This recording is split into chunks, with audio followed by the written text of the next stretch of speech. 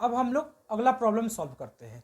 इस प्रॉब्लम में बोला गया है कि a ladder of mass 10 kg against a smooth vertical wall making an angle theta equal to 53 degree with it, the other ends rest on the rough horizontal floor, find the normal force and friction force that the floor exerts on ladder.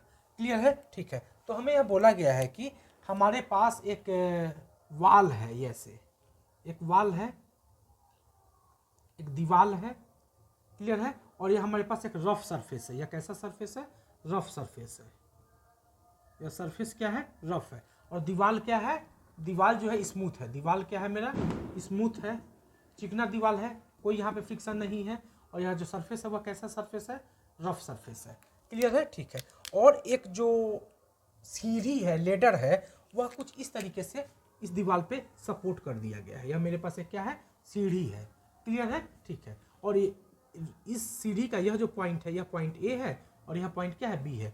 और यहाँ पे यह जो सीढ़ी है, यह सीढ़ी जो है इस वर्टिकल वॉल के साथ कितना डिग्री के एंगल पे इंक्लाइंड है? 53 डिग्री के एंगल पर, 53 डिग्री के एंगल पे इंक्लाइंड है। क्लियर है? ठीक है। तो हमें यह बोला गया है कि यदि यह रॉड इक्विलिब्रियम के कंडीशन में हो तो इस रॉड पर यहाँ पे नॉर्मल, यह जो सरफेस है, यह सरफेस यहाँ पे कितना नॉर्मल फोर्स लगा रहा है, और यह जो सरफेस है, यह सरफेस यहाँ पे इस रॉड पर कितना नॉर्मल फोर्स लगा रहा है, सो कैलकुलेट करना है। और दूसरा, यहाँ पे इस इंड पे यह जो रफ सरफेस है कितना फ्रिक्शन फोर्स लगा रहा है, सो कैलकुलेट करना है। क्लियर है? ठीक है। ठीक है। तो सबसे पहले इस लेडर से संबंधित प्रॉब्लम्स को सॉल्व करने के लिए हम लोग फ्री बॉडी डायग्राम बनाएंगे। क्लियर है? ठीक। तो जब हम लोग देखेंगे फ्री बॉडी डायग्राम बनाएंगे तो हम लोग देखेंगे कि इस पॉइंट पे यह जो सरफेस है, यह जो वाल है, यह जो दीवार है, लेडर पे परपेंडिकुलर डायरेक्शन में कुछ इस डायरेक्शन में नॉर्मल फोर्स लगाएगा। और इस नॉर्मल फोर्स को बोल देते हैं, मान लेते हैं N1। कितना बोल देते हैं? N1 बोल देते हैं। क्लियर है? ठीक है। और यह जो सरफेस है, नीचे वाला जो जमीन है, जो सरफेस है, यह सरफेस इस लेडर के इस पॉइंट पर किस डायरेक्शन में नॉर्मल फोर्स लगाएगा? इस डायरेक्शन में नॉर्मल फोर्स लगाएगा। और यह नॉर्मल फोर्स को हम लोग क्या बोल देते हैं? N2 बोल देते हैं। क्लियर है? ठीक है। यह सरफेस स्मूथ है और यह सरफेस क्या है? रफ है। तो यह जो सीढ़ी है इस सरफेस पे नीचे की ओर स्लिप करना चाहेगा, और इस सरफेस पे यह सीढ़ी इस डायरेक्शन में इस साइड स्लिप करना चाहेगा। क्लियर है? ठीक है। ठीक है। तो जब यह सीढ़ी इस डायरेक्शन में इस सरफेस पर इस डायरेक्शन में स्लिप करना चाहेगा तो इस सरफेस द्वारा इस समय फ्रिक्शन फोर्स किस डायरेक्शन में लगेगा? इस डायरेक्शन में फ्रिक्शन फोर्स लगना चालू कर देगा। क्लियर है? फ्रिक्शन फोर्स रिलेटिव मोशन के अपोजिट डायरेक्शन में लगता है। क्लियर है? तो इस समय रिलेटिव मोशन होने का टेंडेंसी किधर है? इस डायरेक्शन में है। तो फ्रिक्शन फोर्स इस पॉइंट पर किस डायरेक्शन में लगेगा? इसके जस्ट अपोजिट, यानी कि इस डायरेक्शन में फ्रिक्शन फोर्स लगेगा। मान लेते हैं फ्रिक्शन फोर्स कितना है? स्मॉल f है। क्लियर है? और यहाँ पे कोई फ्रिक्शन फोर्स लगेगा? नहीं लगेगा। क्यों? क्योंकि यह वाल जो है, यह दीवार जो है, वह क्या है? स्मूथ दीवार है, चिकना दीवार है। क्लियर है? ठीक है। तो हमें क्या कैलकुलेट करना है? इस N1 का वैल्यू कैलकुलेट करना है, इस N2 का वैल्यू कैलकुलेट करना है, और इस फ्रिक्शन फोर्स का वैल्यू कैलकुलेट करना है। क्लियर है? ठीक है। तो इस प्रॉब्लम को सॉल्व करने के लिए इस सीढ़ी को हम लोग, इस लेडर को हम लोग इक्विलिब्रियम के कंडीशन में मानकर प्रॉब्लम को सॉल्व करेंगे। क्लियर है? ठीक। यदि कोई सिस्टम इक्विलिब्रियम में हो तो इक्विलिब्रियम में होने का कंडीशन क्या क्या है? एफनेट उस सिस्टम पर कितना होना चाहिए? 0 होना चाहिए। क्लियर है? और टॉर्क नेट जो होना चाहिए उस सिस्टम पर कितना होना चाहिए? 0 होना चाहिए। किस पॉइंट के about? Every point in space. Every point, प्रत्येक पॉइंट के अबाउट सिस्टम पर टॉर्क कितना होना चाहिए? 0 होना चाहिए। क्लियर है? ठीक है। ये कंडीशन जब फुलफिल हो जाएगा तो हम लोग बोलेंगे कि वह सिस्टम इक्विलिब्रियम में होगा। क्लियर है? ठीक। तो यहाँ पे हमने क्या माना है कि यह जो लेडर है, यह लेडर इक्विलिब्रियम में ही है, यानी कि इस सिस्टम यानी कि इसको भी वह सेटिस्फाई कर रहा है होगा और इसको भी वह सेटिस्फाई कर रहा होगा। क्लियर है? तो अब हम लोग जो पहला जो मेरा कंडीशन है उस कंडीशन को सेटिस्फाई कराते हैं, यानी कि एफनेट क्या कराते हैं? 0 कराते हैं। क्लियर है? ठीक। तो देख रहे हैं कि हॉरिजॉन्टल डायरेक्शन में जो फोर्स लग रहा है वह कितना है? N1 है इस डायरेक्शन में, और यहाँ पे हॉरिजॉन्टल डायरेक्शन में जो फोर्स लग रहा है वो किधर है? इधर है। क्लियर है? यानी कि हॉरिजॉन्टल डायरेक्शन में जो फोर्स लग रहा है वो N1 है इस डायरेक्शन में, और F1 है वह इस डायरेक्शन में है। क्लियर है? तो हॉरिजॉन्टल फोर्स को जब बैलेंस करेंगे तो हमें क्या मिलेगा? N1 इज इक्वल टू क्या मिल जाएगा? N2 F मिल जाएगा। क्लियर है? तो N1 बराबर हमें क्या मिलेगा? F मिलेगा। क्लियर है? वर्टिकल डायरेक्शन में फोर्स को बैलेंस करेंगे तो हम लोग क्या लिखेंगे? वर्टिकल डायरेक्शन में फोर्स को बैलेंस करने के लिए क्या लिखेंगे? क्लियर है। तो इस सीढ़ी पर एक जो फोर्स लगेगा वह N2 लगेगा इस डायरेक्शन में, और दूसरा क्या होगा, इस सीढ़ी का कुछ ना कुछ मास होगा। मान लेते हैं कि सीढ़ी का मास कितना है, m है। क्लियर है, इस सीढ़ी का मास हमने कितना माना, m माना, तो mg जो होगा वह वर्टिकली किधर लगेगा, डाउनवर्ड डायरेक्शन में लगेगा। क्लियर है, क्लियर है। तो इस लेडर पे लगने वाले वर्टिकल फोर्सेस को जब बैलेंस करेंगे तो हमें क्या मिलेगा, N2 बराबर mg मिलेगा। क्या मिलेगा, N2 बराबर mg मिलेगा। क्लियर है, ठीक, क्लियर है। चूंकि यह लेडर इक्विलिब्रियम के कंडीशन में हमने माना है, तो एक तो कंडीशन हमने सेटिस्फाई करा के हॉरिजॉन्टल फोर्स को बैलेंस कर दिया और वर्टिकल फोर्स को बैलेंस कर दिया। अब हम लोग दूसरा जो कंडीशन है मेरा, वह टॉर्क नेट जो होता है वह जीरो होता है प्रत्येक पॉइंट के अबाउट, उस कंडीशन को सेटिस्फाई करा लेते हैं। क्लियर है। तो दूसरा जो मेरा कंडीशन है वो क्या है, टॉर्क नेट जो होना चाहिए वो क्या होना चाहिए, जीरो होना चाहिए, तब ये जाके यह लेडर क्या होगा, इक्विलिब्रियम में होगा। तो हम लोग इस बी पॉइंट के अबाउट टॉर्क जीरो मान लिए, तो इस बी पॉइंट के अबाउट जो टॉर्क होगा वह क्या क्या होगा, इस बी पॉइंट के अबाउट इस फोर्स का टॉर्क जीरो हो जाएगा, N2 का फोर्स क्या टॉर्क कितना हो जाएगा, जीरो हो जाएगा, इस F का टॉर्क कितना हो जाएगा, जीरो हो जाएगा, और इस बी पॉइंट के अबाउट इस mg का जो टॉर्क होगा वह कितना होगा, फोर्स mg इंटू इस बी पॉइंट से इस mg के लाइन ऑफ एक्शन पर जो परपेंडिकुलर डिस्टेंस होगा वह कौन सा डिस्टेंस होगा, ये डिस्टेंस होगा, और यह डिस्टेंस होगा कितना, तो यह यदि यह 53 डिग्री है तो यह एंगल कितना डिग्री हो जाएगा, 37 डिग्री हो जाएगा। क्लियर है। यदि यह पॉइंट इस लेडर का सेंटर ऑफ मास है, क्लियर है, तो यह जो डिस्टेंस होगा यहाँ से लेके यहाँ तक का यह जो डिस्टेंस होगा L/2 होगा। क्यों, क्योंकि यदि हम लोग इस रॉड AB का जो लेंथ है उसे यदि हम लोग L मान ले, इस पॉइंट को यदि हम लोग O बोल दे, O पॉइंट और B पॉइंट के बीच का जो लेंथ होगा वो क्या हो जाएगा, L/2 हो जाएगा। क्लियर है, ठीक है। तो यह लेंथ यदि L/2 है तो यह लेंथ कितना आ जाएगा, यह जो लेंथ होगा वह कितना आ जाएगा, L/2 cos 37 डिग्री, और cos 37 कितना होता है, 4/5 होता है। तो यहाँ पे क्या हो जाएगा, L/2 इंटू 4/5, यानी कि 2L/5 हो जाएगा। कितना हो जाएगा, 2L/5 हो जाएगा, यानी कि यहाँ से यहाँ तक का यह जो परपेंडिकुलर डिस्टेंस होगा वह कितना होगा, 2L/5। तो हम लोग क्या लिखेंगे, इस बी पॉइंट के अबाउट इस mg का जो टॉर्क होगा वह क्या होगा, mg इंटू परपेंडिकुलर डिस्टेंस, यानी ये डिस्टेंस, और ये डिस्टेंस कितना हमारे पास 2L/5 है, इंटू क्या लिखेंगे 2L/5। सेंस कौन सा सेंस हो जाएगा, तो हम लोग यहाँ पे अपना कलम रखेंगे और mg किधर है, नीचे की होता है, नीचे की रोटेट कराएंगे, तो कौन सा सेंस में रोटेट करेगा, एंटी क्लॉकवाइज सेंस में रोटेट करेगा। क्लियर है, प्लस अब हम लोग इस बी पॉइंट के अबाउट फोर्स बचा कौन, N1 बचा, तो क्लियर है। तो इस बी पॉइंट के अबाउट इस N1 का जो टॉर्क होगा वह कितना होगा, तो N1 का जो टॉर्क होगा वह क्या होगा, N1 इंटू इस बी पॉइंट से इस N1 का जो परपेंडिकुलर डिस्टेंस होगा वह कौन सा डिस्टेंस होगा, ये डिस्टेंस हो जाएगा।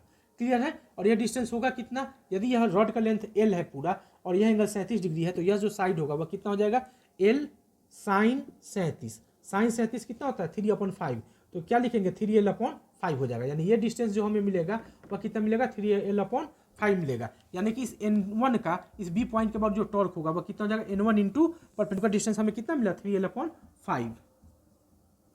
सेंस कौन सा सेंस हो जाएगा, तो कलम को हम लोग यहाँ पे फिक्स करेंगे, N1 किधर है, इस डायरेक्शन में, तो इधर रोटेट कराएंगे, तो यह किस सेंस में रोटेट करेगा, क्लॉकवाइज सेंस में रोटेट करेगा, तो क्लॉकवाइज लिख देंगे, बराबर क्या कर देंगे 0।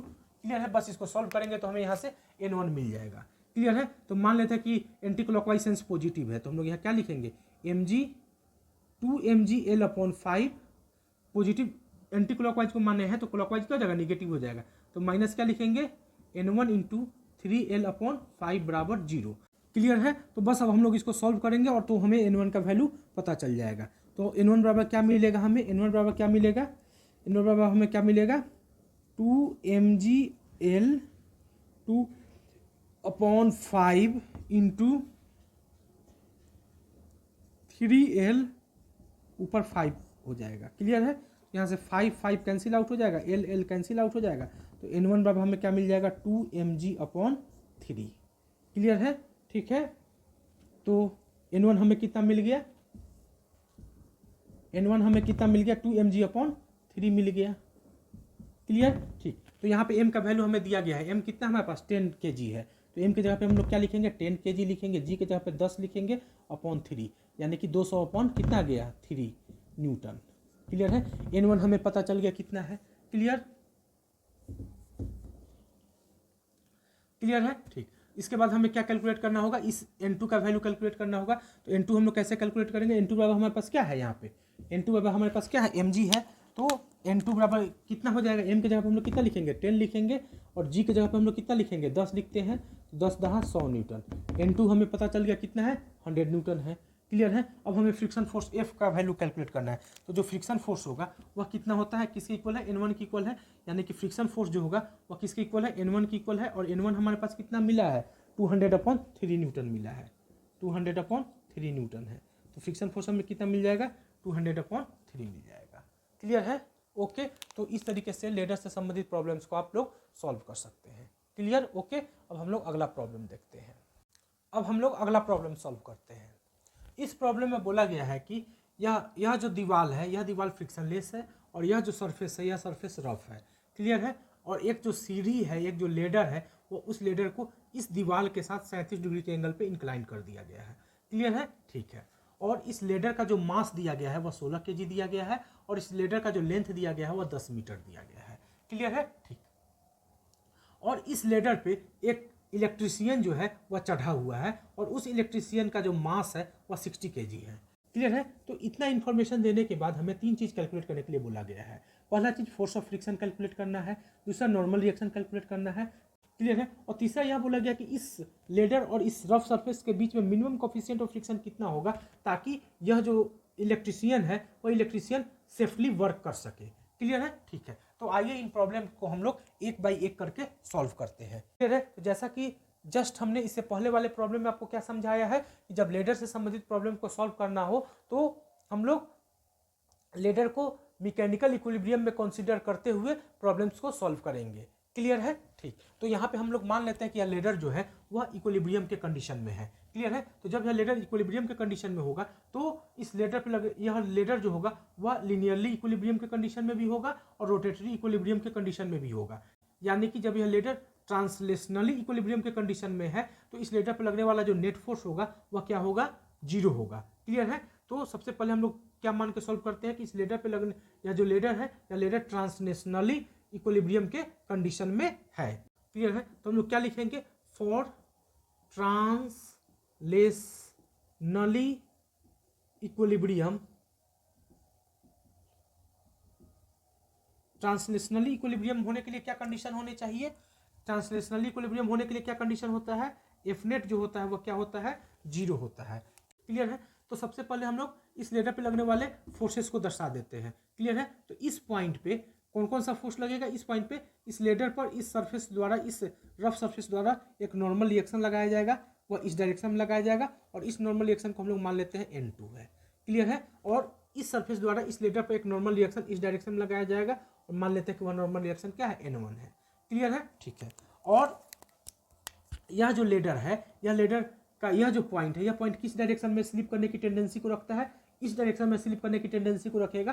तो इस डायरेक्शन में जब यह लेडर का यह पॉइंट स्लिप करने की टेंडेंसी को रखता है तो इस पॉइंट पर जो फोर्स लगेगा, फ्रिक्शन फोर्स लगेगा, वह किस डायरेक्शन में लगेगा, इस डायरेक्शन में लगेगा। और वह मान लेते हैं फ्रिक्शन फोर्स कितना है, F है। क्लियर है, ठीक है।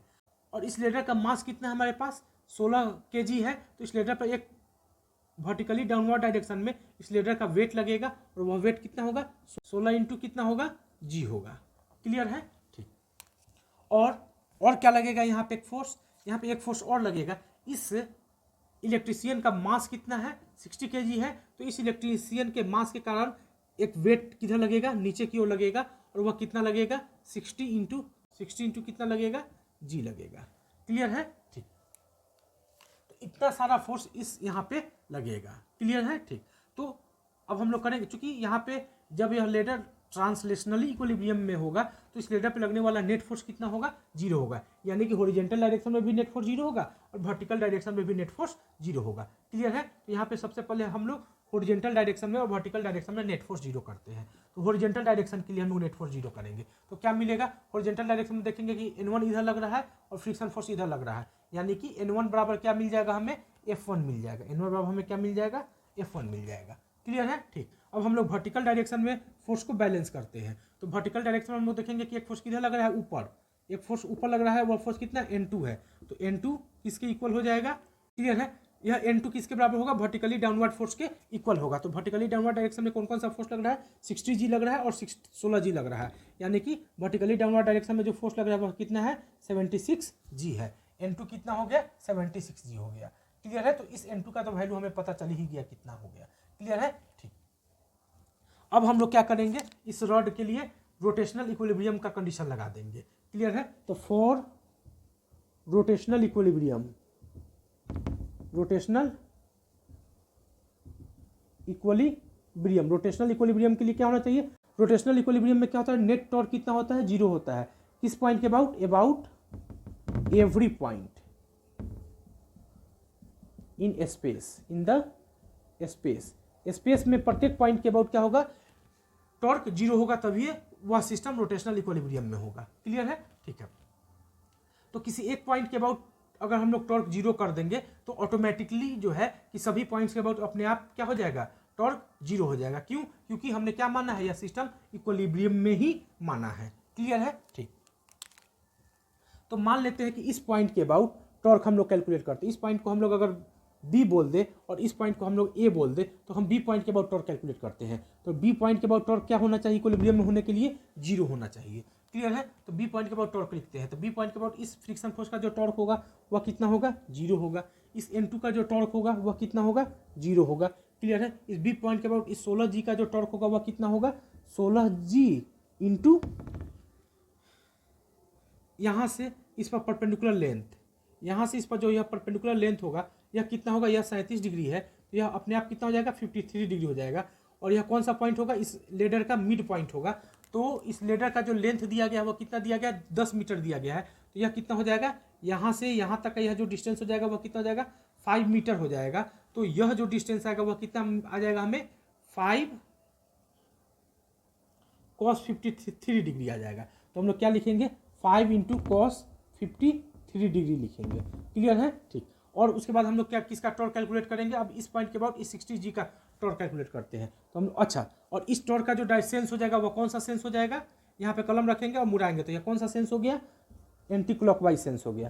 क्लियर है, और प्लस अब हम लोग इस 60G का टॉर्क निकालेंगे। इस 60G का टॉर्क होगा वह कितना होगा, 60G इंटू इस 60G का इस बी पॉइंट से जो परपेंडिकुलर डिस्टेंस होगा वह कौन सा डिस्टेंस होगा, ये डिस्टेंस होगा। और यह डिस्टेंस होगा कितना, यहाँ से यहाँ तक का यह जो डिस्टेंस दिया गया है यह कितना दिया गया है, शायद 8 मीटर दिया गया है। कितना मीटर दिया गया है, यहाँ से जिस पॉइंट पर यह इलेक्ट्रीशियन खड़ा है उस पॉइंट से इस बी पॉइंट के बीच का जो डिस्टेंस दिया गया है वह 8 मीटर दिया गया है। क्लियर है, तो यह जो डिस्टेंस होगा, यह डिस्टेंस कितना आ जाएगा, हमें 8 cos 53 डिग्री आ जाएगा। कितना आ जाएगा, 8 cos 53 डिग्री। क्लियर है, और यह सेंस कौन सा सेंस में हो जाएगा, यह भी सेंस जो होगा इसका वह भी किस सेंस में हो जाएगा, एंटी क्लॉकवाइज सेंस में हो जाएगा। क्लियर है, ठीक। अब हम लोग क्या करेंगे, इस पॉइंट के अबाउट इस N1 का टॉर्क कैलकुलेट करेंगे। क्लियर है, इस पॉइंट के अबाउट इस N1 का जो टॉर्क होगा वह कितना हो जाएगा, प्लस N1 इंटू इस पॉइंट से इस N1 का जो परपेंडिकुलर डिस्टेंस होगा वह किसके इक्वल होगा, इस लेंथ के इक्वल होगा। और वह होगा कितना, यह पूरा लेंथ 10 दिया गया है, 10 मीटर दिया गया है, और यह एंगल 53 डिग्री है, तो यह कितना हो जाएगा, 10 sin 53 डिग्री। क्लियर है, तो कितना लिखेंगे, 10 sin 53 डिग्री। और यह सेंस कौन सा सेंस हो जाएगा, तो यहाँ पे अपना कलम रखेंगे और N1 किधर है, इस डायरेक्शन में है, तो इस ऐसे रोटेट करेंगे। तो कौन सा रोटेशन का सेंस हो गया, क्लॉकवाइज हो गया, तो बराबर क्या कर देंगे, 0 कर देंगे। क्लियर है, तो इसको हम लोग जब सॉल्व करेंगे तो N1 हमें मिल जाएगा। क्लियर है, तो N1 को हम लोग सॉल्व कर, अब हम लोग इसको सॉल्व करेंगे। तो सॉल्व करेंगे तो हमें क्या मिलेगा, 16G into cos 5 into cos 53 कितना होता है, 3/5 होता है। तो हम लोग क्या लिखेंगे, 3/5। और एंटी क्लॉकवाइज सेंस में हम पॉजिटिव मान लेते तो यह पॉजिटिव ही हो जाएगा। यहाँ में क्या मिलेगा, 480G इंटू कॉस 53 कितना हो जाएगा, 3/5। क्लियर है, क्लियर है, ठीक है। और यहाँ पे क्या है, क्लॉकवाइज सेंस में है तो क्लॉकवाइज सेंस को निगेटिव मानेंगे। जब एंटी क्लॉकवाइज पॉजिटिव होगा तो क्लॉकवाइज सेंस क्या हो जाएगा, निगेटिव हो जाएगा। तो हम लोग यहाँ पे क्या लिखेंगे, 10N1 इंटू साइन 53 कितना होता है, 4/5 होता है, बराबर क्या हो जाएगा, 0। क्लियर है, तो यहाँ से जब हम लोग सॉल्व करेंगे तो हमें क्या मिल जाएगा, N1 बराबर क्या मिल जाएगा, 5 तो खत्म हो गया कहानी। क्लियर है, तो N1 बराबर हमें क्या मिलेगा, 16 25 80 तिहाई 240G प्लस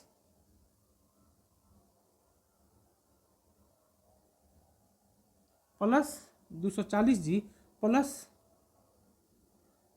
1440G बराबर बट्टा क्या मिल जाएगा, 10 चौका 40G। तो जब इसको और सॉल्व करेंगे तो हमें क्या मिलेगा, 40 40 80 1680 जी मिलेगा। कितना मिलेगा?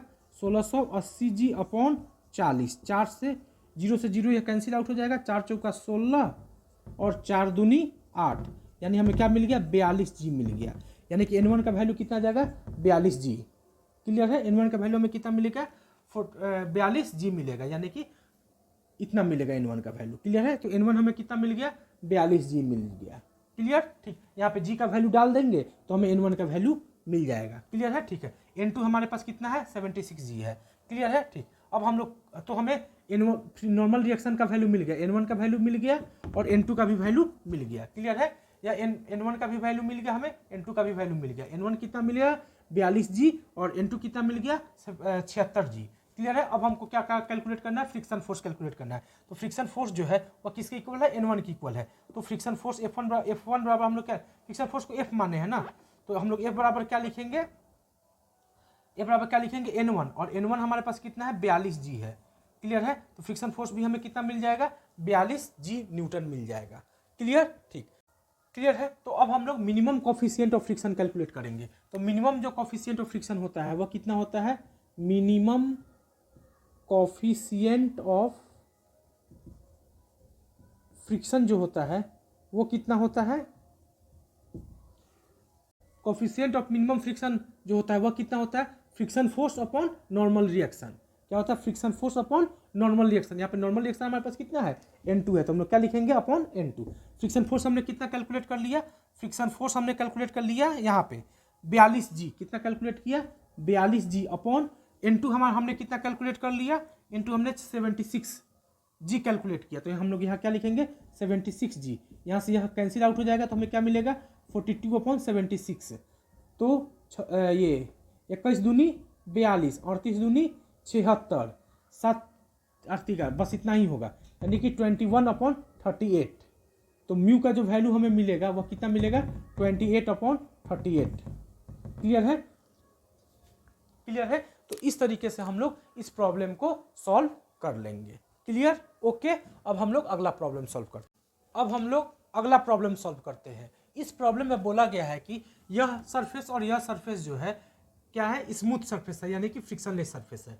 क्लियर है? और यह जो रेड वाला लाइन है यह एक रॉड दिया गया है जिसका मास m दिया गया और लेंथ क्या दिया गया है? l दिया गया है।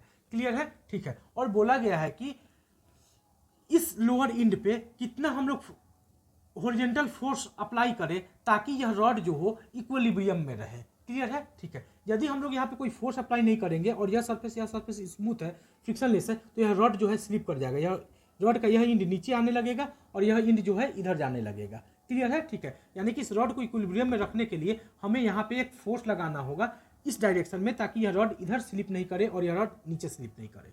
क्लियर है? तो हमें यह बोला गया कि यहाँ पे कितना फोर्स लगाएं ताकि यह रॉड जो हो वह क्या हो जाए? इक्विलिब्रियम के कंडीशन में रहे। क्लियर है? ठीक। तो सिंपल सी बात है कि यदि यह रॉड इक्विलिब्रियम के कंडीशन में है तो यह इस रॉड पे लगने वाला जो नेट फोर्स होगा वह क्या हो जाएगा? जीरो हो जाएगा। तो नेट फोर्स जीरो करने के लिए हमको क्या करना होगा? सभी फोर्स को बैलेंस करना होगा। तो यहाँ पे हम लोग देखते हैं कि कौन कौन सा फोर्स लग रहा है। क्लियर है? तो इस पॉइंट पर जो फोर्स लगेगा वह फोर्स किधर लगेगा? इस डायरेक्शन में लगेगा। क्लियर है? और इस पॉइंट पर जो नॉर्मल रिएक्शन लगेगा वह किधर लगेगा? कुछ इस डायरेक्शन में लगेगा। और उस नॉर्मल रिएक्शन को हम लोग क्या बोल देते हैं? N2 बोल देते हैं। क्लियर है? ठीक। और इस पॉइंट पे जो नॉर्मल रिएक्शन लगेगा वो किधर लगेगा? हॉरिजॉन्टल डायरेक्शन में लगेगा, इस डायरेक्शन में लगेगा। और इस नॉर्मल रिएक्शन को हम लोग क्या बोल देते हैं? N1 बोल देते हैं। क्लियर है? ठीक है। क्लियर? ठीक। और इस रॉड का कहीं सेंटर ऑफ मास होगा, क्योंकि यह रॉड यूनिफॉर्म रॉड है तो इसका सेंटर ऑफ मास ठीक इसके सेंटर पे होगा। क्लियर है? तो इस रॉड का जो मास होगा, मास के कारण जो वेट होगा वह किधर लगेगा? वर्टिकली डाउनवर्ड डायरेक्शन में लगेगा और वह कितना होगा? mg होगा। क्लियर है? क्लियर है? ठीक है। तो इस रॉड पे लगने वाला जो फोर्सेस है यही फोर्सेस है, इतना ही सारा फोर्सेस है। क्लियर है? क्लियर है? तो फोर्सेस इस रॉड पर लिखना आपको समझ में आ गया होगा। तो अब हम लोग फोर्स को बैलेंस करते हैं। तो चूंकि यह रॉड इक्विलिब्रियम के कंडीशन में है तो एफ नेट क्या हो जाएगा? जीरो हो जाएगा। यानी कि हॉरिजॉन्टल डायरेक्शन में जितना फोर्स होगा वह बैलेंस होगा और वर्टिकल डायरेक्शन में जितना फोर्स होगा वह बैलेंस होगा। क्लियर है? तो हॉरिजॉन्टल डायरेक्शन में देखते हैं फोर्स कौन कौन सा है। इस डायरेक्शन में फोर्स N1 है और इस रॉड को इक्विलिब्रियम में रखने के लिए हमने फोर्स इधर P1 P लगाया है, तो N1 किसके इक्वल होना चाहिए, P के जस्ट इक्वल होना चाहिए। N1 बराबर क्या होना चाहिए, P होना चाहिए। क्लियर है, ठीक। और वर्टिकल डायरेक्शन में देखते हैं तो वर्टिकल डायरेक्शन में फोर्स N2 ऊपर लग रहा है और mg किधर लग रहा है, नीचे लग रहा है। यानी वर्टिकल डायरेक्शन को जब वर्टिकल डायरेक्शन में फोर्स के जो बैलेंस करेंगे तो हम लोग क्या लिखेंगे, N2 बराबर mg लिखेंगे। N2 बराबर क्या लिखेंगे, mg लिखेंगे। क्लियर है, ठीक।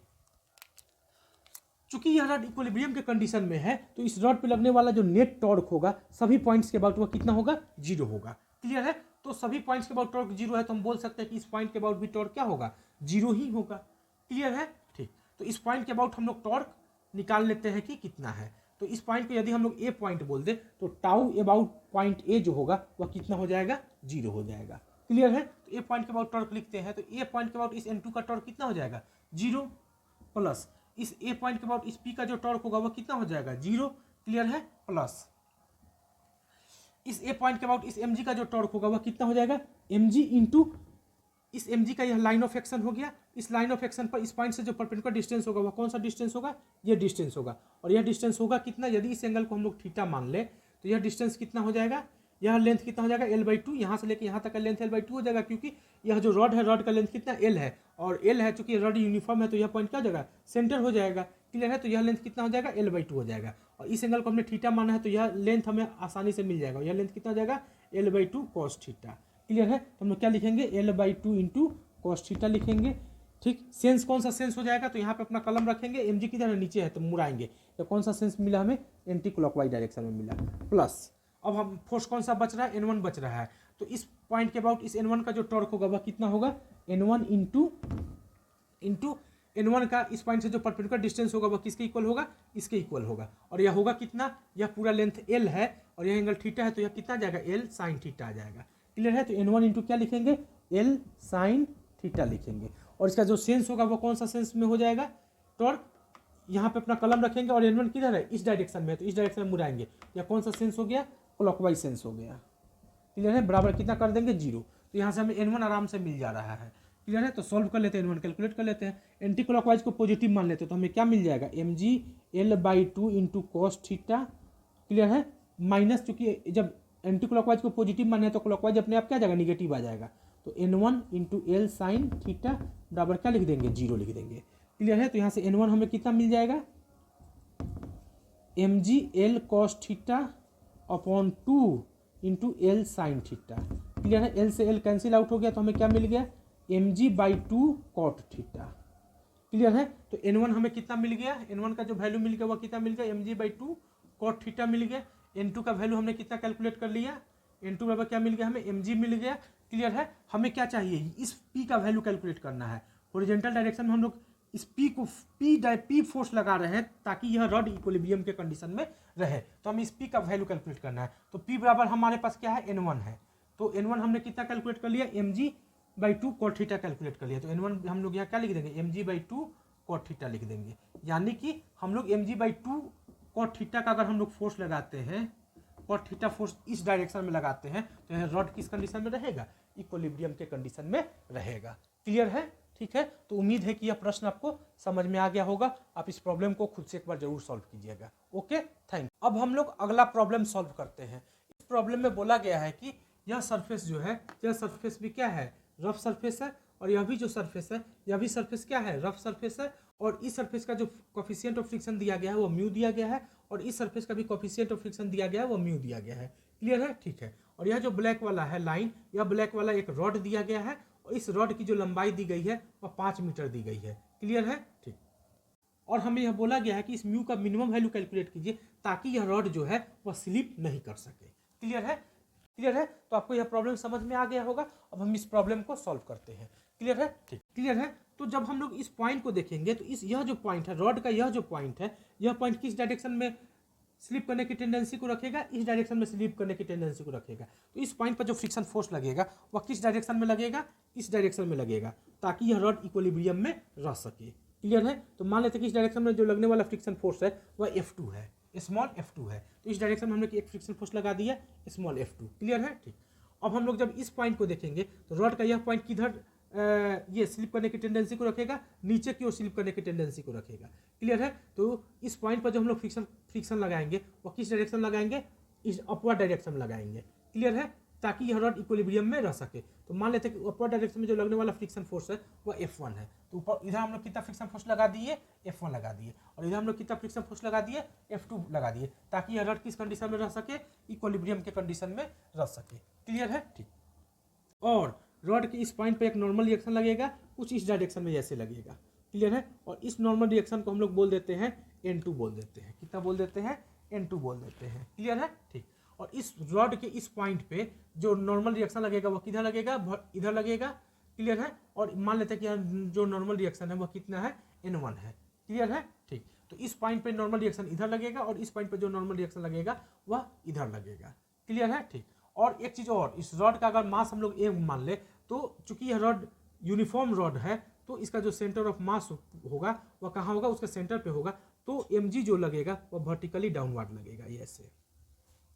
क्लियर है, रॉड का जो वेट होगा वह किधर लगेगा, वर्टिकली डाउनवर्ड लगेगा, और वह लगेगा कहाँ, इस रॉड के सेंटर पे लगेगा। क्लियर है, ठीक। तो यह रॉड जो है इस प्रॉब्लम को सॉल्व करने के लिए, इस म्यू के वैल्यू, मिनिमम वैल्यू को कैलकुलेट करने के लिए हम लोग मान लेते हैं कि यह रॉड किस कंडीशन में है, इक्विलिब्रियम के कंडीशन में है।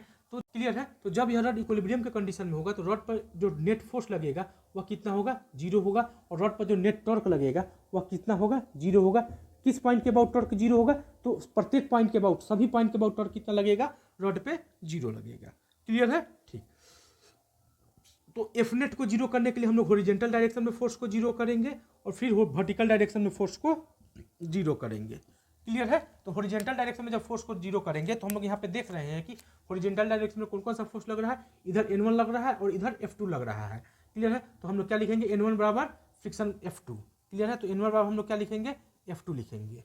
क्लियर है, ठीक। अब हम लोग वर्टिकल डायरेक्शन में फोर्स को बैलेंस करते हैं, तो वर्टिकल डायरेक्शन में देखेंगे तो कौन कौन सा फोर्स लग रहा है, यहाँ पे N2 ऊपर लग रहा है, यहाँ पे F1 ऊपर लग रहा है। तो ऊपर लगने वाला जो फोर्स है वह कौन कौन है, N1 है और F1 है, सॉरी N2 है और क्या है, F1 है। N2 ऊपर लग रहा है और F1 ऊपर लग रहा है, तो N2 है प्लस, तो हम लोग क्या लिखेंगे, N2 प्लस F1 बराबर क्या लिखेंगे, नीचे की ओर जो लगने वाला जो फोर्स है वह कितना है, mg है, तो हम लोग क्या लिखेंगे, N2 प्लस F1 बराबर mg लिखेंगे।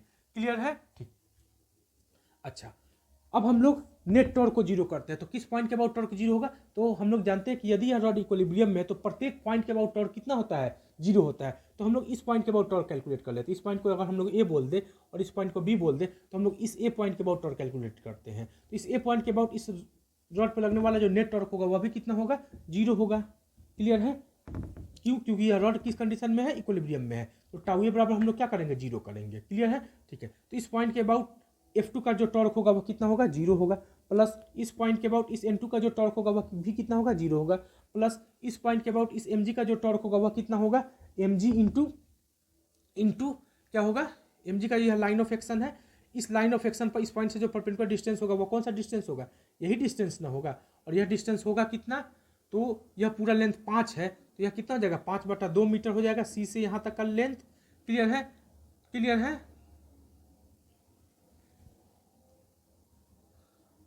तो और इस एंगल को यदि हम लोग थीटा मान दे तो यह लेंथ कितना आ जाएगा, 5/2 कॉस थीटा, कितना आ जाएगा, 5/2 कॉस थीटा आ जाएगा।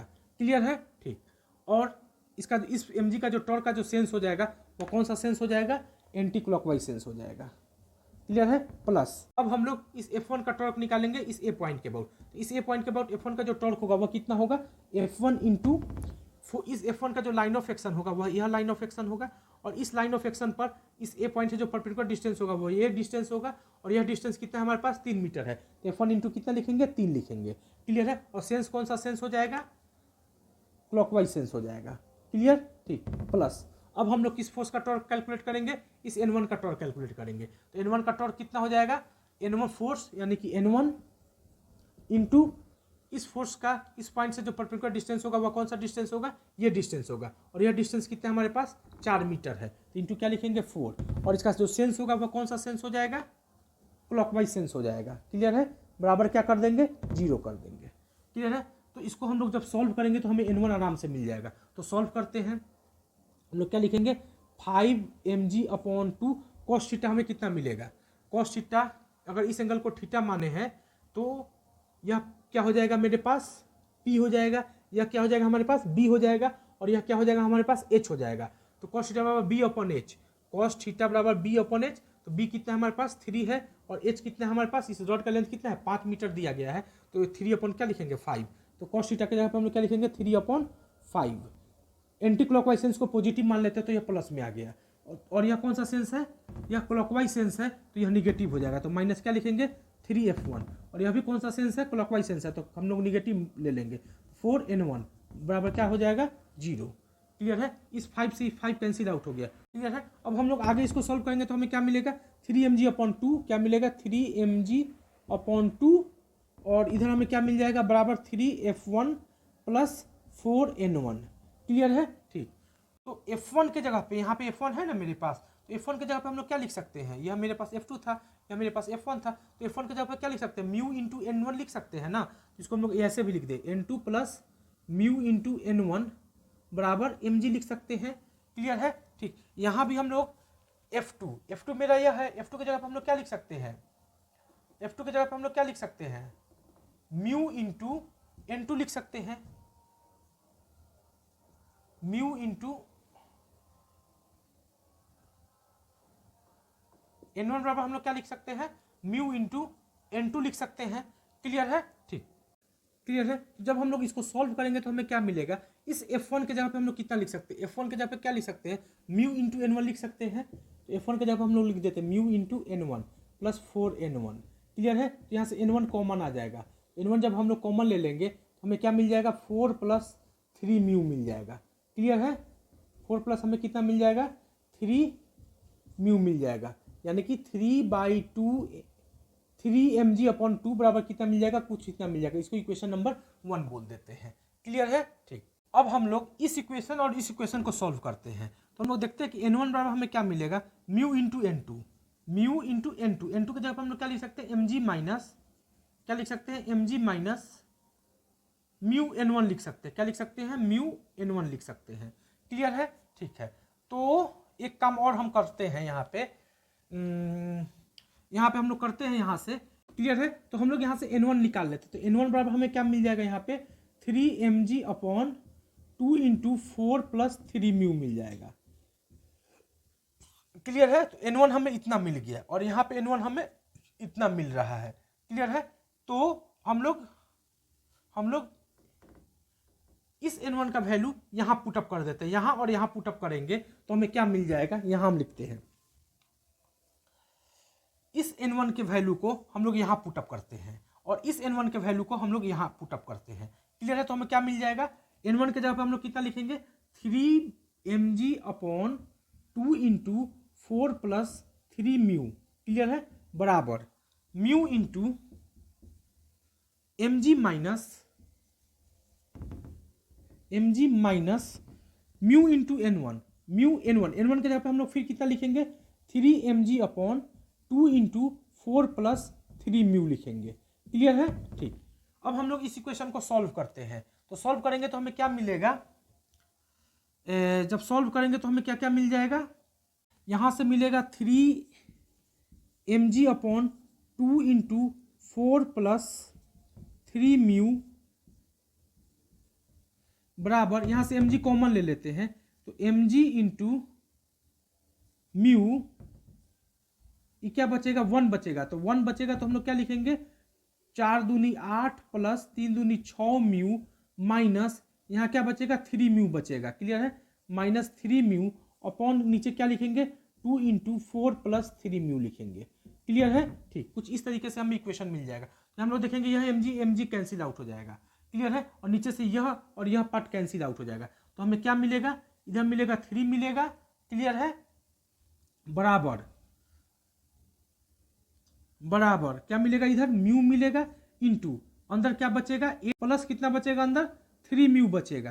क्लियर है, बस अब हम लोग इसको सॉल्व कर देते हैं, तो जब इसको हम लोग सॉल्व करेंगे तो हमें क्या मिलेगा 3 बराबर 8 mu plus 3 mu square. Clear है, तो क्या हो गया 3 म्यू स्क्वायर प्लस 8 म्यू बराबर क्या हो जाएगा 3। क्लियर है, तो जब इसको सॉल्व करेंगे तो हमें क्या मिल जाएगा 3 mu square plus 9 mu minus 3 मिल जाएगा। क्लियर है, यहां से 3 म्यू कॉमन ले लेंगे तो हमें क्या मिलेगा म्यू -1 म्यू प्लस 3 मिल जाएगा। क्लियर है। फिर माइनस यहाँ 1 कॉमन ले लेंगे तो म्यू प्लस 3 मिल जाएगा। क्लियर है। तो यहाँ से हमें क्या मिल गया 3 म्यू माइनस 1 इंटू क्या मिल गया म्यू प्लस 3 मिल गया। क्लियर है। तो यहाँ से क्या हो जाएगा 3 म्यू माइनस 1 बराबर 0 मिलेगा। और हमें क्या मिल जाएगा, यहाँ लिख देते हैं। तो यहाँ से हमें क्या मिल जाएगा 3 म्यू माइनस 1 बराबर 0 मिल जाएगा, या हमें क्या मिलेगा म्यू प्लस 3 बराबर 0 मिल जाएगा। तो यहाँ से म्यू बराबर क्या मिल जाएगा 1/3 और यहाँ से म्यू बराबर -3 मिलेगा। तो यह पॉसिबल नहीं है, यह नॉट पॉसिबल। क्यों? क्योंकि ठीक है, यह म्यू बराबर -3 पॉसिबल नहीं है। क्लियर है। तो म्यू का वैल्यू हमें कितना मिल गया 1/3 मिल गया। क्लियर है। यानी कि इस सरफेस का जो कोफिशिएंट होना चाहिए, फ्रिक्शन कोफिशिएंट जो होगा वह कितना होगा 1/3 होगा, और इस सरफेस का भी फ्रिक्शन कोफिशिएंट कितना होगा 1/3 होगा। क्लियर है। तो यह काफी इंपॉर्टेंट प्रॉब्लम था, यह काफी ट्रिकी प्रॉब्लम था। क्लियर है। तो इस प्रॉब्लम को आप लोग एक बार जरूर खुद से कीजिएगा। Okay, thank you.